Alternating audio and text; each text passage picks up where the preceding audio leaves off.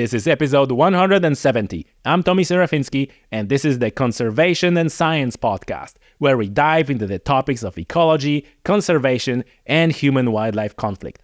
I always strive to bring you diverse perspectives on every environmental story, examining their ecological, social, and political aspects. In this episode, we talk about the EU Biodiversity Strategy 2030, and our guest is Frank Vassen, who is a policy officer in the Nature Conservation Unit at European Commission. And you might think that this is going to be a very dry episode. We're going to talk about policy and politics, nothing further from the truth. It was actually very enjoyable and joyful, funny even conversation. We laughed with Frank many times at things. What things? You'll need to listen to the episode to find out. Frank has a deep knowledge and deep understanding of how nature conservation and how nature restoration works and how to achieve that through the policy. And we obviously talk about all the challenges as well and the outlook for the future. In this episode, you will also learn about what is the actual status of nature and nature conservation in the European Union, as well as we're going to decipher some of the acronyms, some of the names that you hear, Natura 2000 sites or OECMs or Habitats Directive, etc., etc. So there we're going to bring a little bit clarity into those things as well. We're also going to talk about the EU Biodiversity Plan, not to confuse that with EU Biodiversity Law. Like, that thing deserves the podcast on its own, and I'm obviously working on it. And if you want to help me working on that podcast, you can always buy me a coffee. buymeacoffee.com/Tommy'sOutdoors. The link is in the description of the show. There's a lot of links in the description of the show, including to my newsletter. So go in there and, click on all of them. Anyway, for now, that's it for this introduction. And now we're going to talk about EU Biodiversity Strategy 2030 with Frank Vassen. Frank, welcome to the show.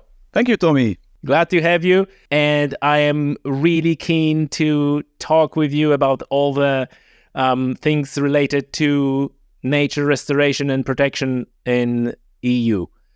But before we start, I'm really eager to jump right into it. But before we start, can you tell us what is the status of nature in the EU? I know that there are these nature report plans. There was one was 2019, I think. Then in 2020 was the one that was dated 2013, 2018. So it's like, but you can dive into those reports or not, depending on you. I'm more keen on hearing like what is like in general in your view state of nature. Okay, well actually we get a report from each member state every 6 years under the Birds and Habitats Directive, and these reports, they provide information for the status and trends of all the protected species under the Birds and Habitats Directive, which means all the bird species and a certain number of species that are listed in the annexes of a Habitats Directive, and then also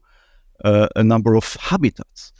And the last report was from 2019. It covered the period from 2013 to 2018, so a 6-year period. The next one is due in 25, so we'll see what the evolution is. But overall, I think you have to look at two issues, the status and the trends. The status is where are we? And in the Habitats Directive, we look very much at how far are we from the target of favorable conservation status. What is the distance? How much we still need to do to achieve a good conservation status?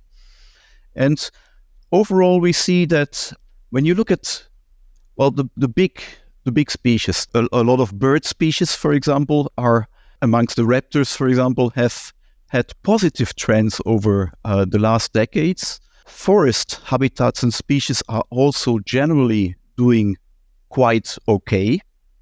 But then we have a whole group of species and habitats that is in a bad conservation status and unfortunately very often still further declining. And these are very often the ones that are linked to open habitats. Or ground nesting birds. Ground nesting birds as a group is probably the worst group in terms of status and trends in the EU. Freshwater fishes, amphibians are not doing well. So we see a number of trends, and it's not always easy to, let's say, to group them. But overall, it's clear that everything that's related to open habitats, open ecosystems, freshwater, wetlands, is generally doing much worse than what is related to forests. Why is that? Well, that's a good question. I think if you look at the forests, historically, Europe had a forest minimum in the 18th century. A lot of area in Europe was deforested, and since that time there has been a recovery, and that recovery has continued over the last decades. Actually, there was a kind of break in the Second World War because everybody was using firewood, and then the forest growth recovered again. And I can't remember the exact figures, but I think there is still an increase of a forest coverage in Europe every year, and this is a continuous trend for the last 100 years. And also, in the last years, you see there's more and more deadwood in the forests because a lot of trees have come to maturity. Of course, it doesn't mean that everything's going well in the forests. We still see that some primary and old growth forests are being cut down, and that's nevertheless a tragedy because these are often the last, places where some extremely rare or endangered species occur. Think about deadwood beetles, etc. And so while the overall trend is positive, and while we see, for example, a recovery even in the woodpeckers, the owls, and all these forest species, you also see some negative trends when it comes to the most interesting forest remnants, let's say the old growth forests or the last primary forests in Europe. It's not all good in forests. You also have, let's say, the ground nesting forest birds also always doing well. I think about the grouse species, for example, or species that are linked to semi-open forests, some disturbed kind of forests, the forest with a lot of sunlight, or certain, let's say, that depend on certain traditional management practices. Unfortunately, we have recently lost the subspecies of a hazel grouse in Europe, which was endemic to West Central Europe, and that was linked to coppice forests or very open shrubby lands. But again, it's a ground nester, so predation seems to have played a role there.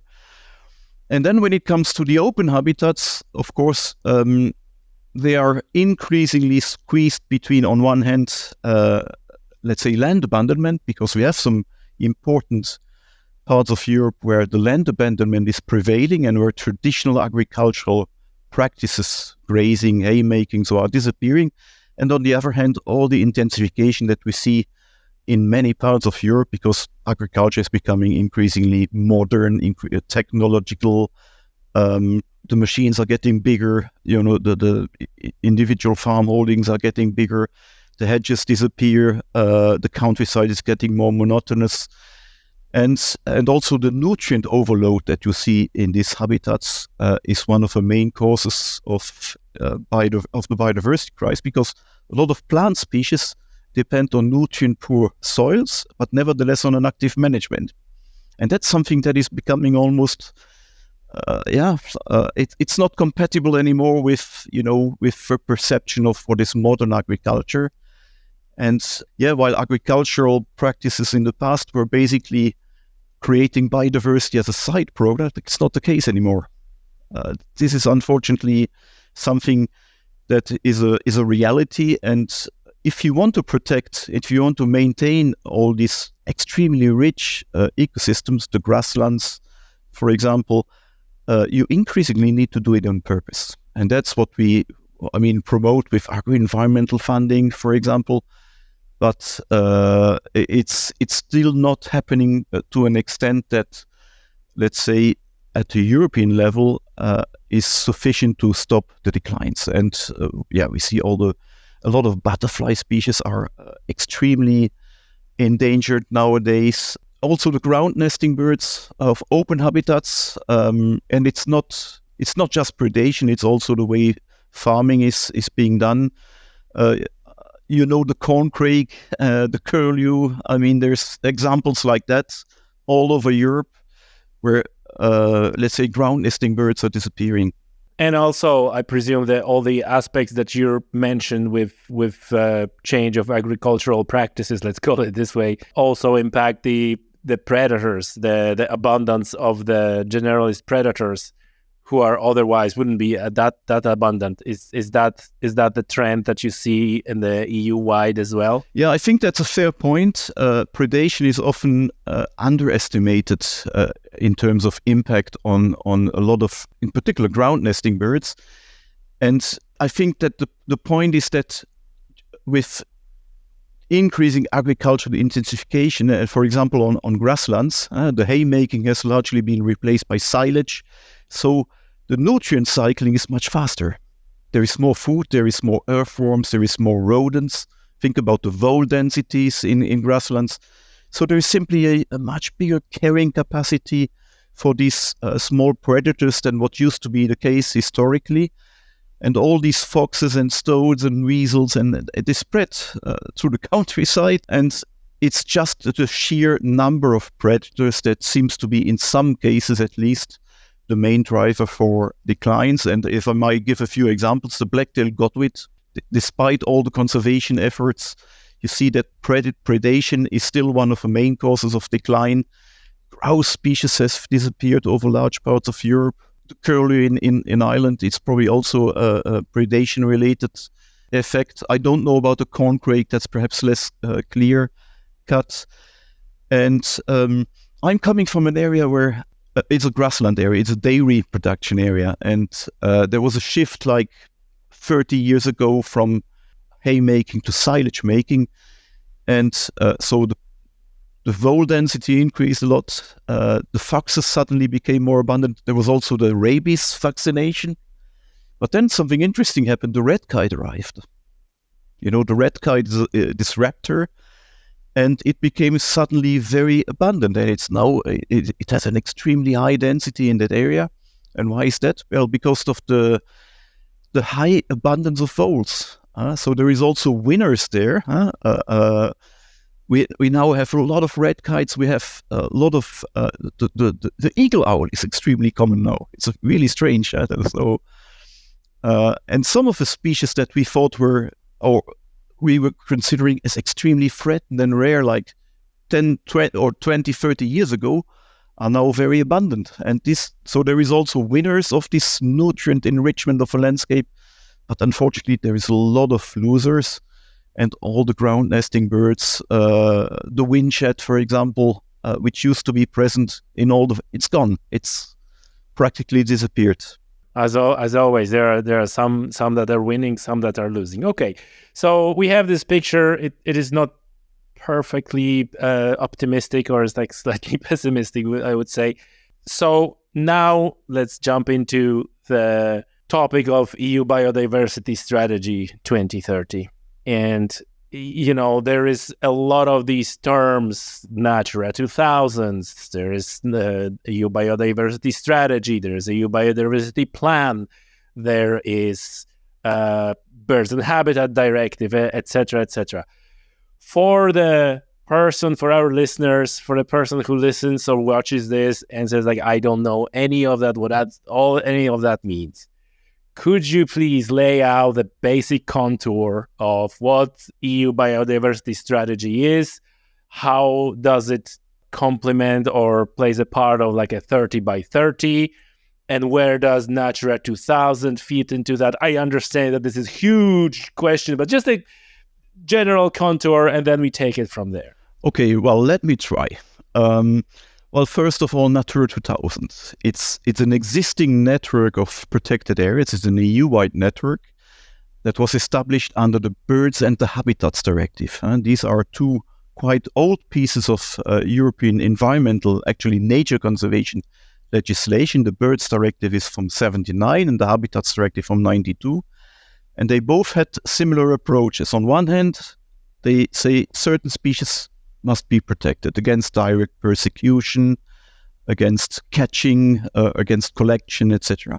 And on the other hand, they say we need to protect some areas of the highest value for biodiversity because we can't protect it all. So at least the best areas should be protected against deterioration, but they should also be restored as far as possible so that these areas as a network become really the safety net of Europe's biodiversity. So that's the concept of Natura 2000. And it's a network that was difficult to establish because it also affects private land. The approach was primarily scientific. You look at what are the best occurrences for each of the species and habitats, and then as a member state, you propose these sites, and then they become a European part of the European network. It's currently about 27,000 individual sites all over the EU 27. And for the land territory, they cover about 18.6% of the EU land area, and for the marine, about 9% of a marine area. So it's quite a consistent network. It's very coherent because it's been established according to common guidelines and approaches that are in the directives. The perception was that now we have protected enough sites, and let's manage them appropriately, and then we will achieve our objectives, which is achieving favorable conservation status. But unfortunately, what we have seen over the last decades is that the pressures on the sites are increasing. The agriculture is becoming more intensive. There is more and more urbanization. There's more fragmentation. And we have also seen that some of the sites that we thought perhaps were of a sufficient size individually, maybe 20 years ago, are not properly functioning anymore. They are too small in the face of these increasing pressures. Think about pesticides, fertilization, but also predation, as we just discussed, or nitrogen emissions and things like that. And also the fact that as the countryside is becoming increasingly intensively used, its role as a corridor is much less functional now than it used to be in the past. So there is a lot of issues there. So the question is the network sufficient? And I think that was one of the drivers of some of the targets in the new EU biodiversity strategy, which was published by the Commission in 2019, sorry. And the message was there, yes, we have a good network of protected areas with Natura 2000. We also have some additional sites that are protected under national legislation. But obviously, even if we would manage these sites in a perfect way, it wouldn't be enough. So to some extent, we would need to look at where do we need to do more in terms of, is there a need to protect further areas? How intensively or how ambitiously should this protection be? And there is a similar discussion in the international forum, in the CBD, for example. And this idea of what's CBD? The Convention of Biological Diversity. And so there was this idea floating around that actually half of the Earth should be protected ideally, but it's probably not a very realistic objective to be achieved. But let's at least try for 30%. So that was the origin of this target of 30 by 30, 30% by 2030. And this target was also taken up in the EU Biodiversity Strategy for 2030 for the EU.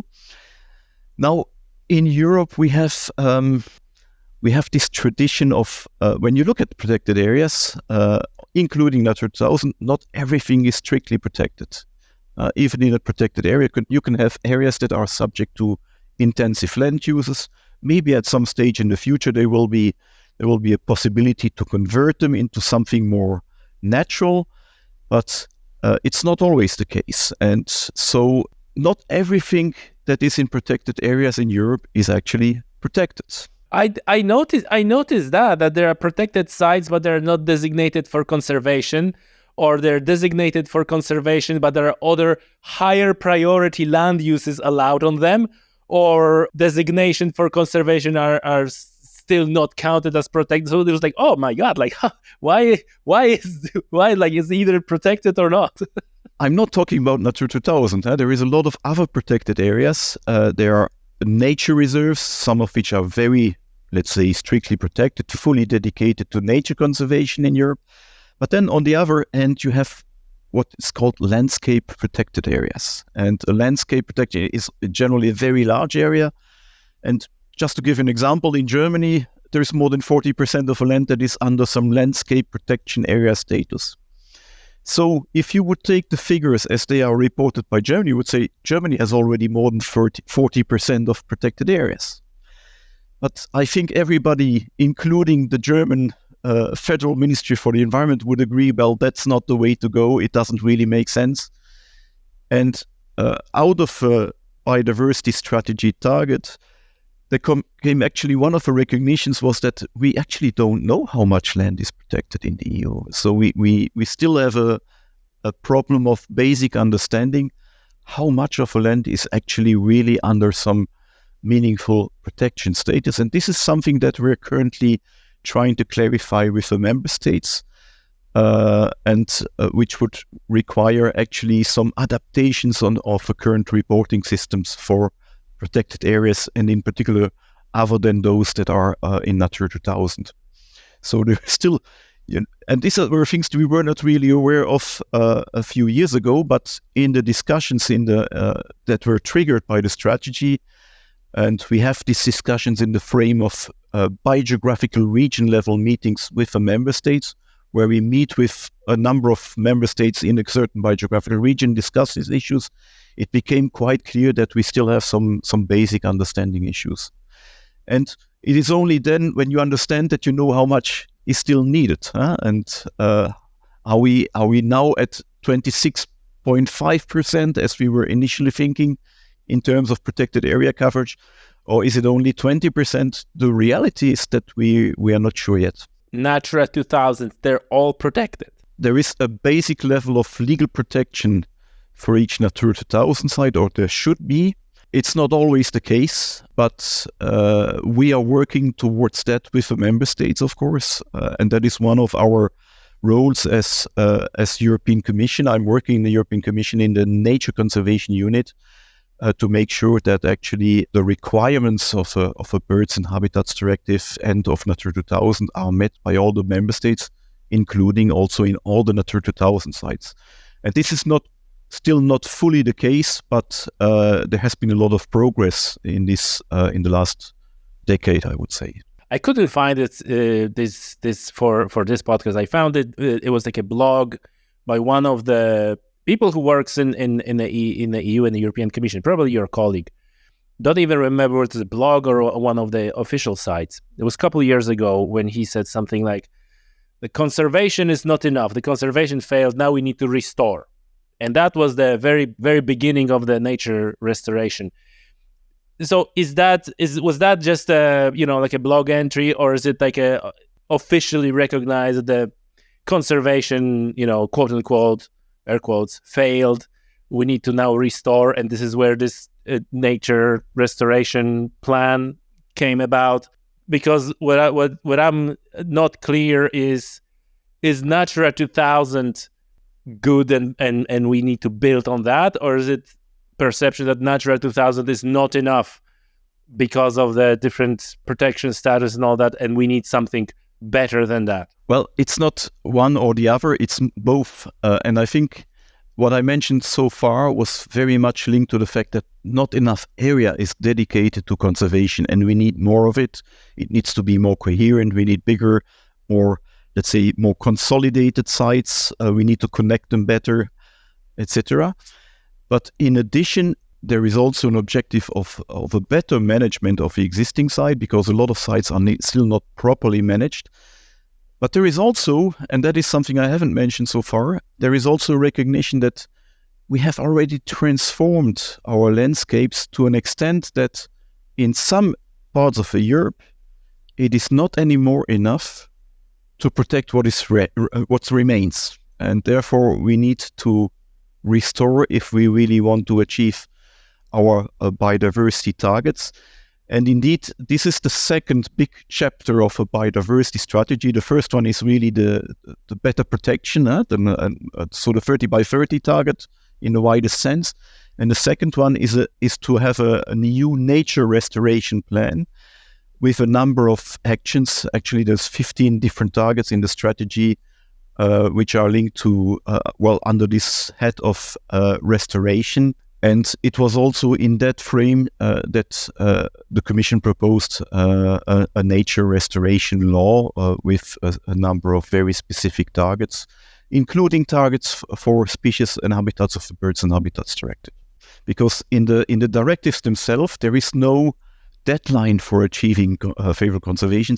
So it just says you need to protect what is there, and then all the rest you can do it over time. And I think which is a fair approach. Then you use all the flexibilities, and whenever you have funding, you do it. But unfortunately, we see that there isn't much progress. The progress isn't there, and I think that triggered the perception that it's not just enough to say you protect what is there.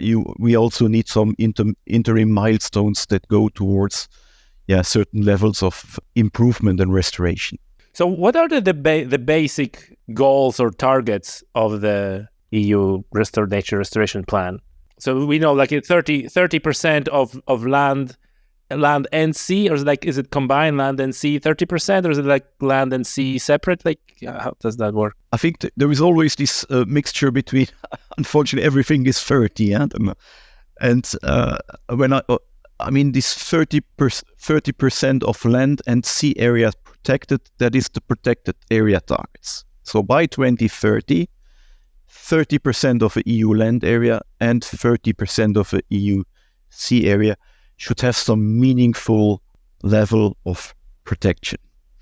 Now, at the same time, there is this idea that by 2030, 30% of the degraded ecosystems should have been restored.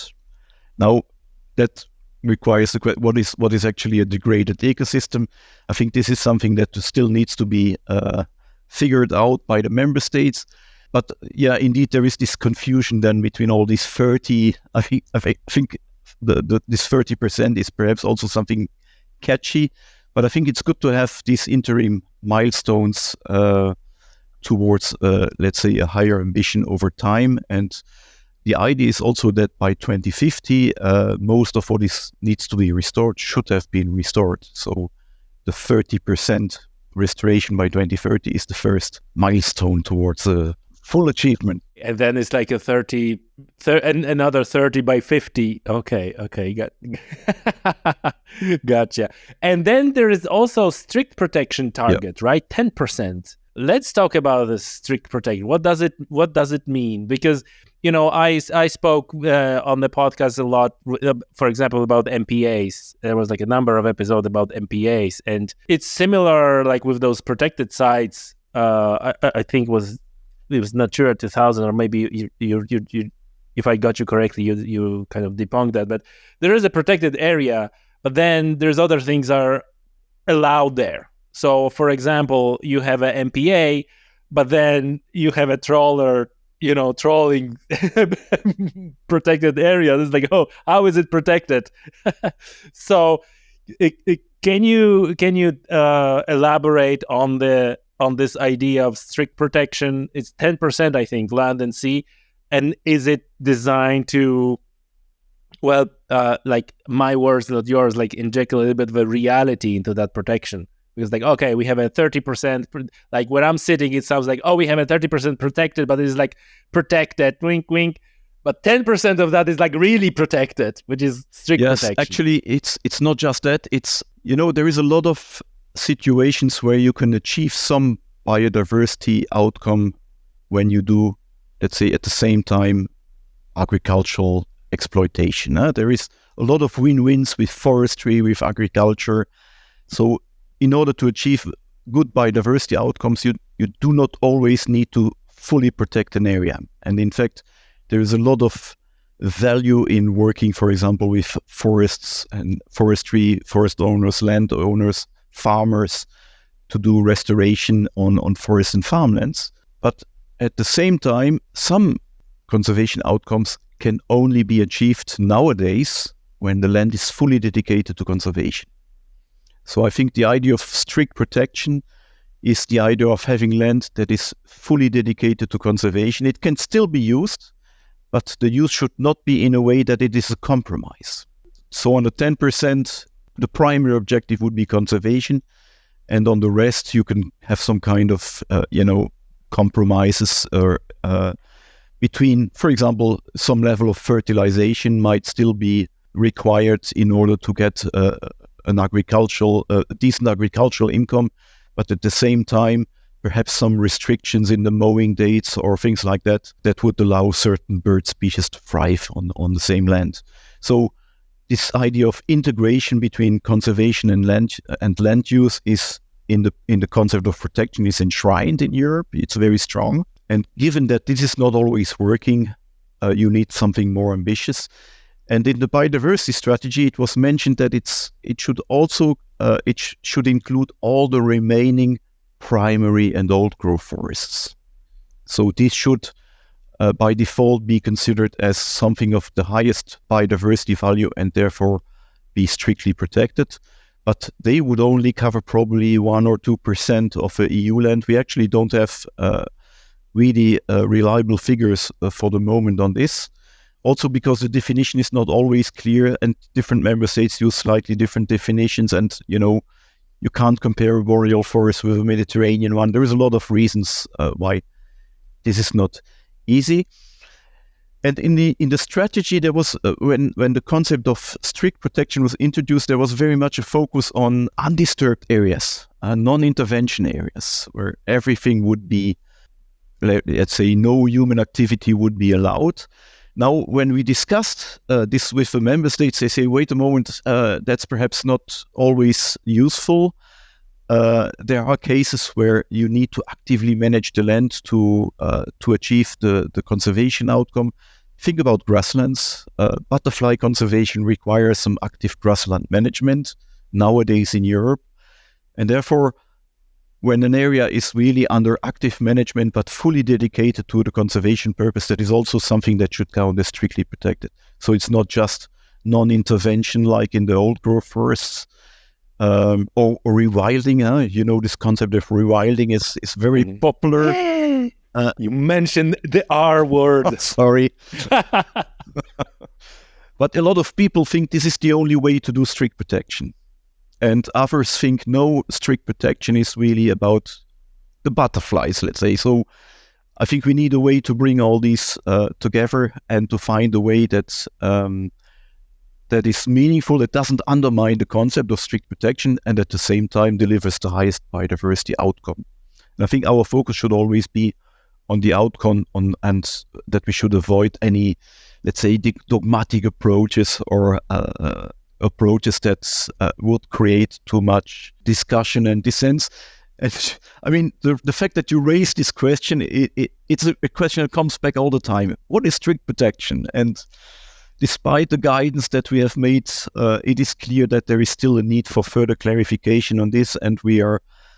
It's coming back all the time in the biogeographical seminars, and we are now planning even a dedicated event on the definition of strict protection here in Brussels, probably in the second half of the year. Okay, that's good to know. Yeah, like on the strict protection, I'm coming from the background as a hunter and angler, and I was like, yeah, it should be like strictly protected. No, nothing happened there. But then, like, okay, but if it's like strictly protected and I can't even go there, it's like, do I even care? If it's, so it's like, this is this dichotomy here, which is very interesting.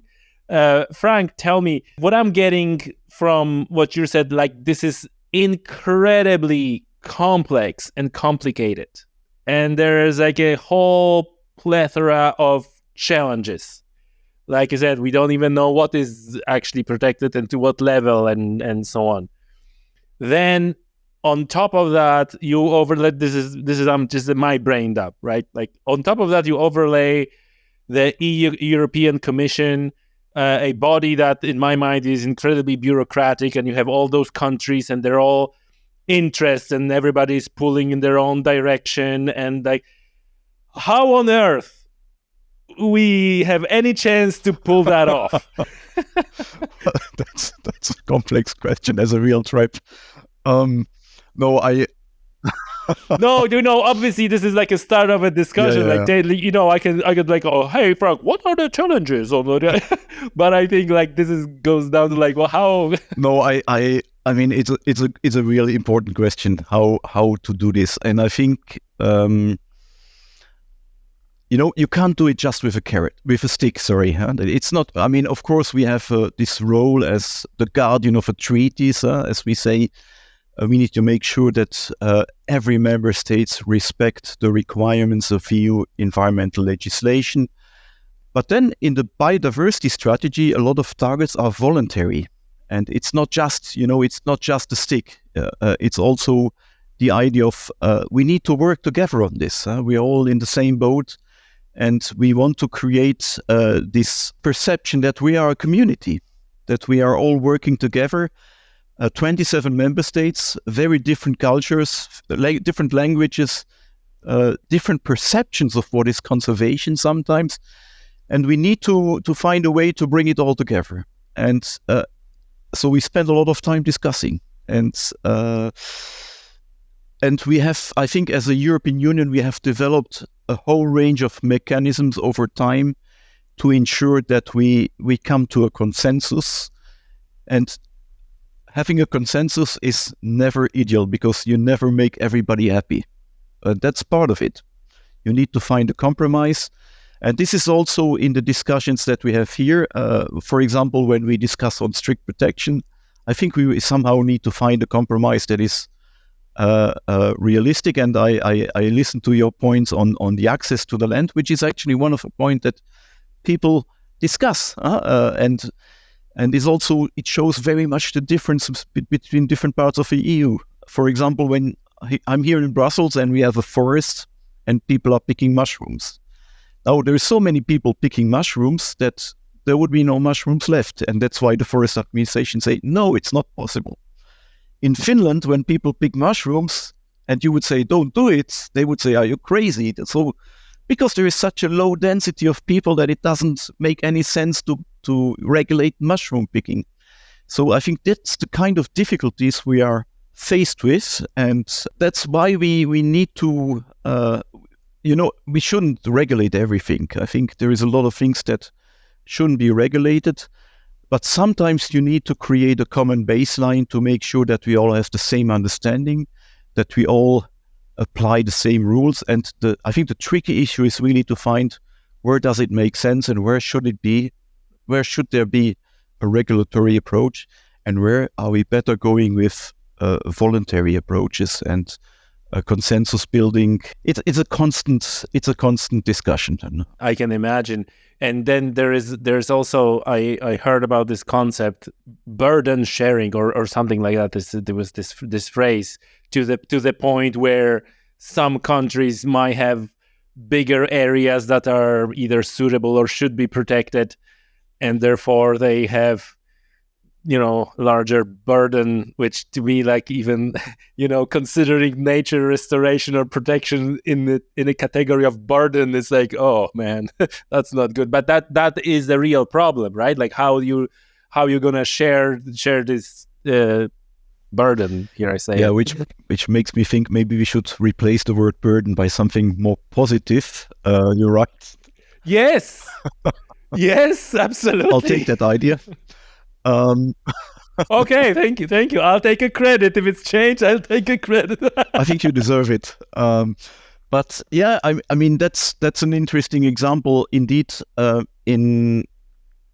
We have countries that have a higher population density, that are heavily industrialized, and where it is probably totally impossible to achieve a 30% protected area target or 10%.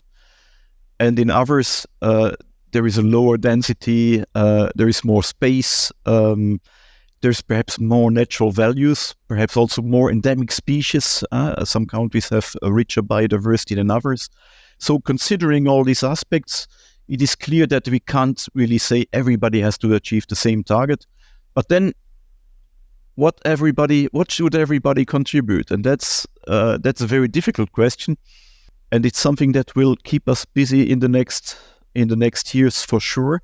Now we have some scientific support. We have a big project under Horizon. It's called Natura Connect. And one of the tasks of that big project, which with more than 20 different partners spread all over the EU, a lot of universities and research bodies are working on biodiversity. One of the purposes is to see, well, what would be a meaningful share for each member state in a 30% protected area coverage. And you could say the same for 10%, because there might also be different opportunities for strict protection. And this is an ongoing work, and I'm looking forward to the results. Of course, I think you can already anticipate that in some countries there will be a higher opportunity. And by the way, this is already the case for Natura 2000. We have two countries, Slovenia and Croatia, with nearly 40% Natura 2000 coverage. And on the other hand, Denmark with 8% on land. The same for the Netherlands, Belgium, highly populated countries with a lower coverage. So it is already a reality in Natura 2000, and it will obviously have to become a reality when we look at the 30% target, if we hopefully achieve it. Yeah, I'll hope so. I certainly hope so. Frank, a few of the maybe smaller questions, but nevertheless important. What in this whole picture of biodiversity strategy and protecting land, what role are playing the private landowners, people who, want to rewild their farm, or, some other, private equities, let's say? Is it meaningful, important role? Is it just a drop in the ocean? Well, that's another interesting discussion, and I think that it is perhaps an underestimated field, and there is an untapped potential in terms of working with private landowners. And many of them actually say, well, if we have the right incentives, we would actually like to engage into more conservation on our land. But then very often they are afraid about the legal protection. They say, okay, as long as it's voluntary, and we could theoretically or potentially step out at some time in the future, we are willing to engage. Or sometimes they are even willing to engage into longer term perspectives, but then, of course, they would like to have a financial compensation generally, or at least a strong recognition of what they are doing. So every person is, of course, different in terms of expectation. We are looking into these questions, and in particular, what we call private land conservation, and what kind of mechanisms could be used to bring private landowners on board.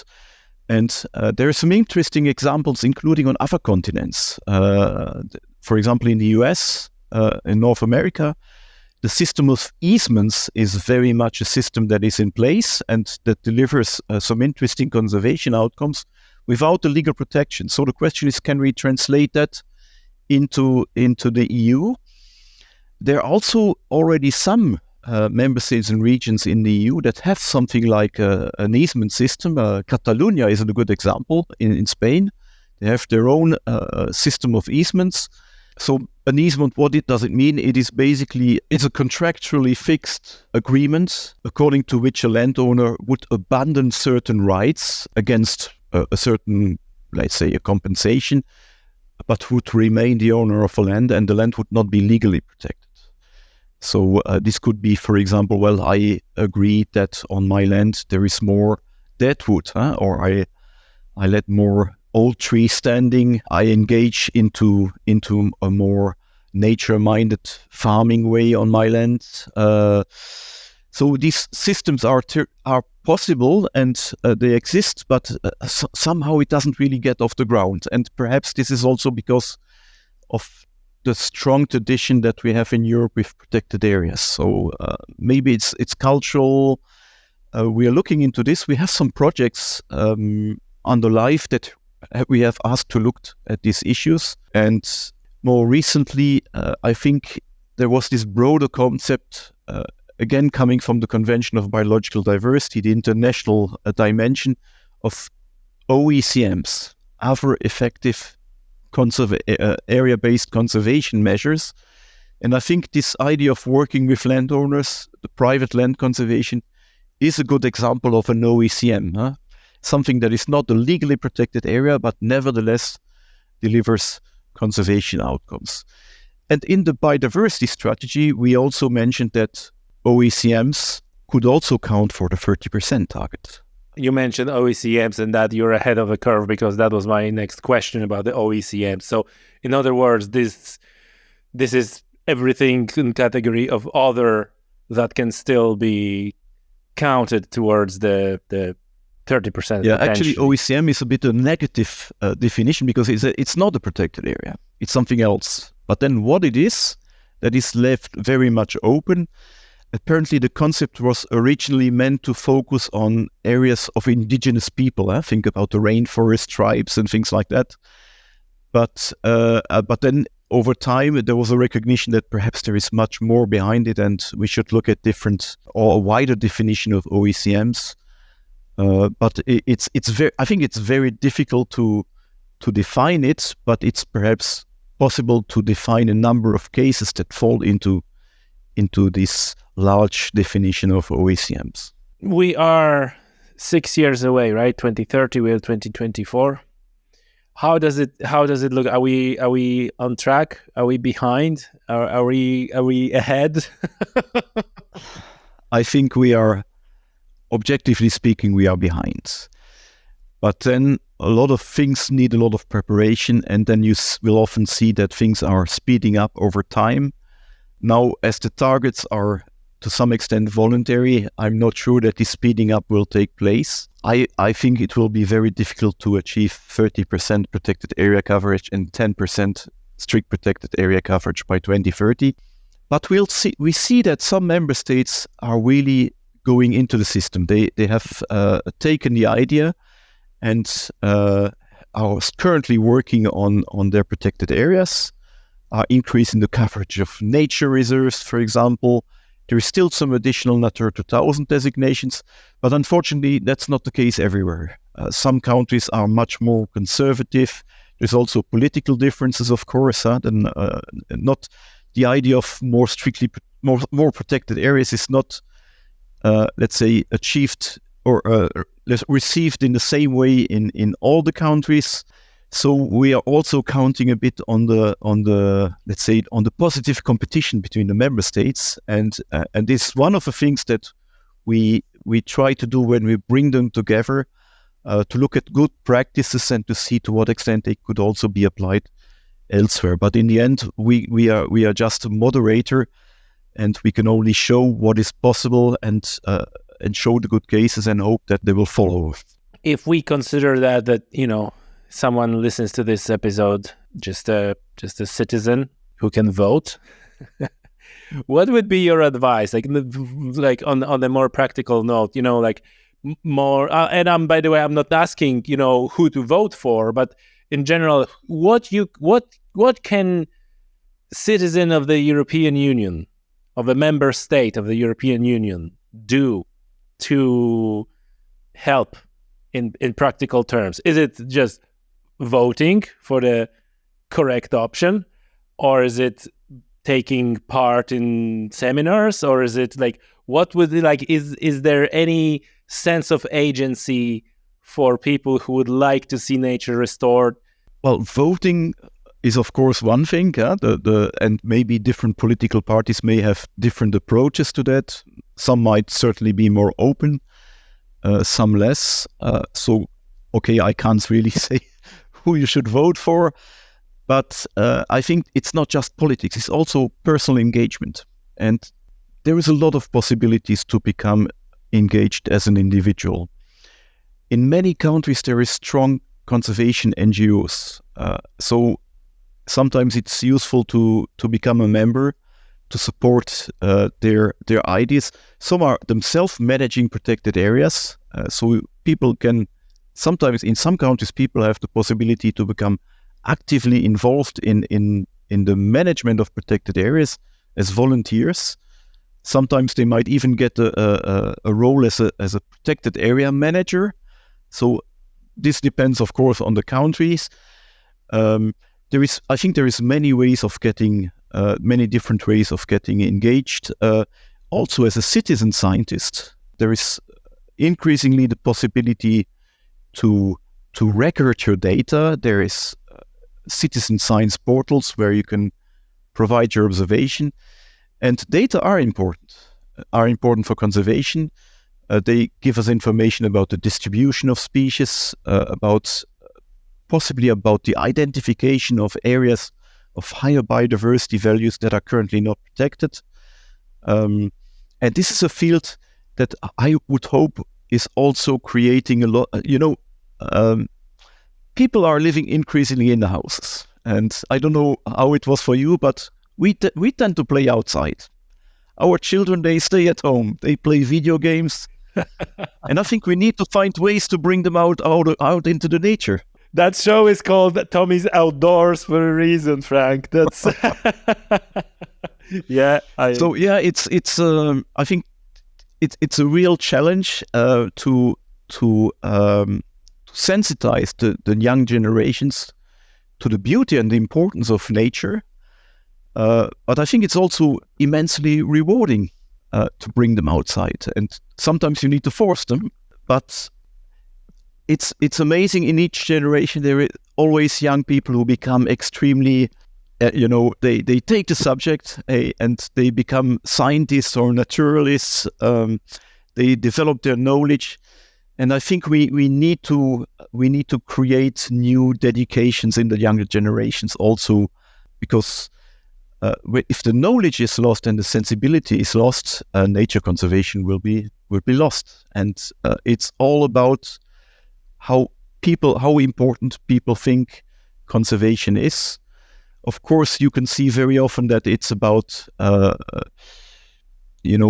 big fluffy species. Everybody likes the Iberian lynx or the brown bear also, despite that it's a dangerous predator sometimes.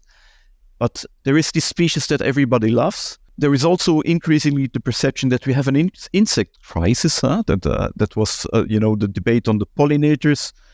I think that has shown really that people also understand that it's not just about the emotional, the fluffy animals. It's also about our the basis of our survival to some extent. All the worms and creepy crawlies. But still, I think the biggest access to nature is about emotions, and people need to.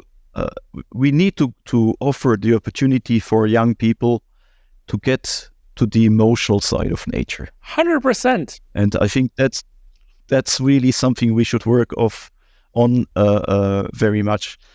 So I think that political engagement, children sensitization, citizen science. I certainly forgot a lot of other things, but I think these are a few elements that I would mention as of the highest importance. These are wise words, Frank, and turn out unexpected. We get into the emotional aspect of it, but it's 100% right. It's 100% right.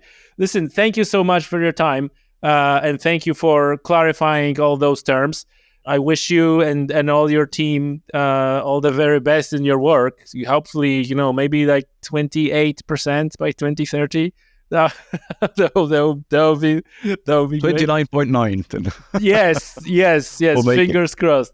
Frank, thank you so much. Tommy, thank you so much for this interesting podcast, and I will keep on listening to you. Thank you very much. Thank you.